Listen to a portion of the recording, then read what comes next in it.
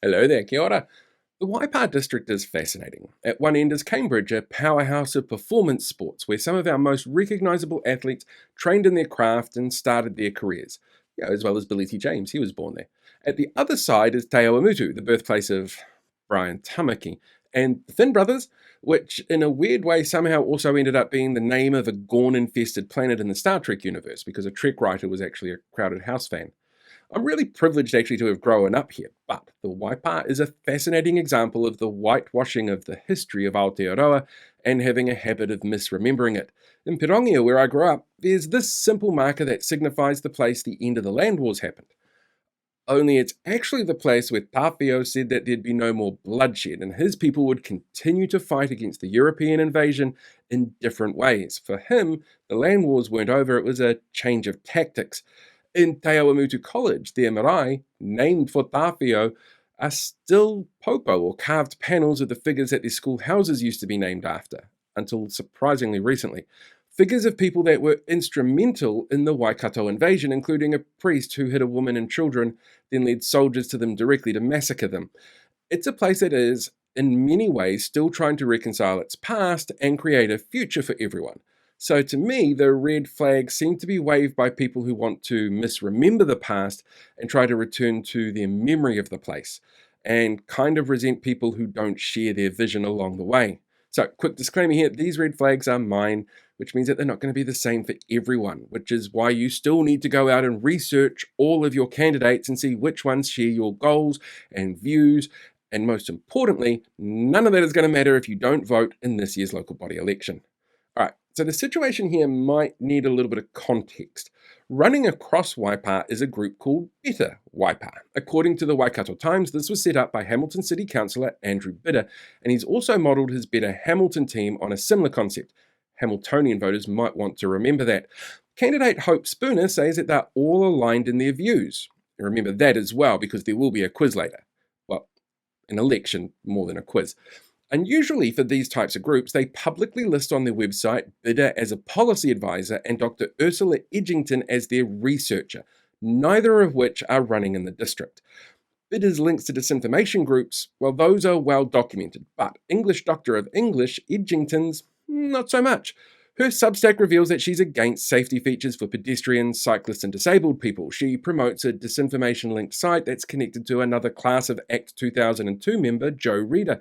Promoted the person behind anti-rainbow hate group Let Kids Be Kids, science disinformation group NZD-SOS, and has a history of laying complaints about media that point out that some 1080 campaigners have sometimes been known to threaten doc staff.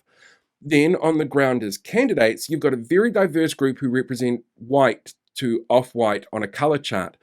Running in Pirongia for council and the Maungatautari subdivision of the Cambridge Community Board, there's Les Bennett. He did some work helping Voices for Freedom and claimed elites were running everything and will be making land and water grabs. He opposed Three Waters because of it being UN-backed. He's promoted the fact that Groundswell Waikato endorsed them. By the way, one of the leaders of Groundswell Waikato is Scotty Bright. You might remember him from the Thames Coromandel video, and if you don't, you can always go back and rewatch it, or you can check out my website, which has screen grabs for people to be able to look at. Anyway, Bennett's also shared content from AstroTurf Group, the Taxpayers Union, who this weekend actually used Voices for Freedom frontman Peter Williams to remind candidates that they should pledge their support for pointless rate caps and get a nice certificate and help campaigning from the far-right AstroTurf Group. And Bennett also does the hyper-patriot thing as well, even when he can't spell democracy properly. Then you have Bernard Westerbarn. He's a serial candidate who was once blocked by Te Whatu Ora for harassing them repeatedly over COVID vaccines and fluoride disinformation. And back in 2022, he was promoted by local Voices for Freedom Telegram groups as a candidate for the people. He's a member of pseudo-law group Challenging Councils, posting there that he was upset that a council had the audacity to be angry at central government for forcing on them and making them financially liable for Māori ward referendums when, it would have been easier just not to have Māori wards to begin with. He's promoted the New Nation Party. He believes in conspiracy theories about pre-Māori settlers. And in late August, it's alleged he decided to show up on the doorstep of an online detractor to discuss things the old-fashioned way without any kind of warning. Better Waipa also includes NIMBY poster child Ian Hayton, who loves to complain whenever anything threatens his yard, like infrastructure or commercial enterprise growth. And even then, he's still called on the government to step in and replace the council with commissioners because elected officials wouldn't stand around and subject themselves to abuse from an angry mob whipped up on Telegram. Oh, and then there's Mike Cater and Lynn Hunt, who felt that it was a good idea to throw their hat in the ring with this group. This group that are, as they say, all aligned on their views. So clearly common sense decision making might not be their strongest point. And poor Lynn, she can't even comment on the council's Facebook page, which is clearly a terrible travesty and not at all indicative of the fact that the staffing levels might not necessarily be right for them to be able to monitor it, or the fact that Waipa has had a concerted effort of freedom groups linked to localised astroturfs that go and attack the council online. Or that, any platform allows the user of that platform to choose who it is that gets to comment, because freedom of speech doesn't guarantee a platform to say whatever it is that you want. Oh, and to round off this group, we have Hope Spooner, who, remember, she was the one that we talked about first, about all the alignment of their way that they see the world. Hope is running in Cambridge and has been a member of the Cambridge Voices for Freedom Telegram group since 2021. She started off sharing content from Destiny's Freedom and Rights Coalition, but on one of her multiple visits to the illegal Wellington Parliamentary occupation, including one where she was amped to try and recreate the January 6th insurrection at the US Capitol, she decided that they're actually controlled opposition and not to be trusted. She thinks climate change is a hoax, promoted the use of horse antiparasitic ivermectin to administer to people instead of actual antiviral medication or vaccines, and promoted businesses which claimed that they could remove the vaccine on the down low. She offered her unvaccinated blood to baby W's parents, has claimed every time a new bug hits the news it's going to lead to lockdowns. She's anti-trans, believes in ghosts, chemtrails. She's shared content from Counterspin Media supporting pseudo-law claims of manslaughter charges being laid against MPs, shared how to fake rats test results, promoted anti-science group NZD SOS, called a nurse a Nazi in a hospital when asked about COVID, claimed a celebrity suicide was actually a vaccine reaction, wants to stop water fluoridation but not openly campaign on that because she knows that's a vote loser, and she stalked former Prime Minister Dame Jacinda Ardern and her daughter to a playground in Tairua and then took creepy photos while alluding to targeting Ardern and her family. But outside of this group, a group that's all aligned, you also have a few other candidates that are in the same mould, running for the Cambridge subdivision of the Community Borders real estate agent Gerda Venter and Hope Spooner's father, Stuart Drumgoole. Venter has been a member of Challenging Councils for a year, where she's defended Hobson's pledged use of a stock photo of a kuia against the terms of use for that photo to promote anti-Māori ward messaging. She debates the number of people saved by the COVID response and claims that there was actually a cabal behind COVID, so there's more being planned and they are, in her own words, evil, evil men.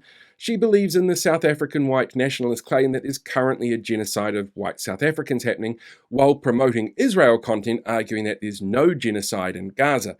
And like the comment claiming that the Greens were pedophiles in Parliament and Hamas sympathisers, and racist comments on posts about Te Pāti Māori co-leader Debbie Ngāwera-Paka, and agrees with Winston Peters that Trevor Mallard should have been recalled, but thinks they didn't go far enough and they should have locked him up instead. Drumgoole is also a passive member of that pseudo-law group Challenging Councils. He's shared false history conspiracies, climate change denial content, Counterspin Media content, Liz Gunn content about Baby W, supported NZ Loyal in the last election, and is friends with at least one Voices for Freedom coordinator. And running in the Te Awamutu and Kihikihi Community Board is Sharon Sterling, another member of pseudo-law group Challenging Councils. Her works include an angry reply to Jacinda Ardern claiming no one had been vaccinated, praised retiring board member who's fallen down every rabbit hole known to man, Sally Whittaker, for her work undermining, Waipa Council. She's shared reality check radio content on fluoride and promised to raise that like it's a legitimate source of information at an upcoming council meeting where she's a regular public submitter on the perceived dangers of fluoride. These people are all very supportive of each other, but they're not all running under the one ticket, a ticket that claims it's common sense, but, includes someone who'll dish out prescription horse medicine or that thinks it's okay to show up unannounced on someone's doorstep that they disagree with. As a district, Waipa actually faces a combination of issues that we've seen in other places. Like Kaipara, they're dealing with the unpopular prospect of a waste-to-energy plant. Like Waimakariri, they have a disinformation-fueled ticket in the works. But like Thames Coromandel, they have disinformation peddling candidates also standing as independents. And like Whangarei, they have an occasionally uncomfortable relationship with mana whenua.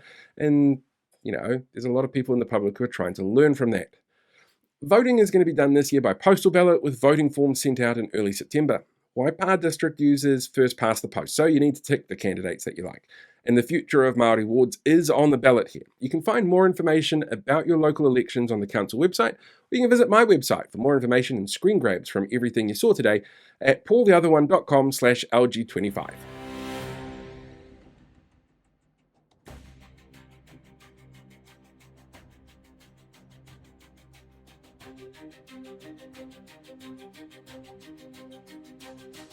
Hey, thanks for checking out today's video. Make sure you like, share, subscribe so you get more updates as we go along and deal with these guys for the rest of the year.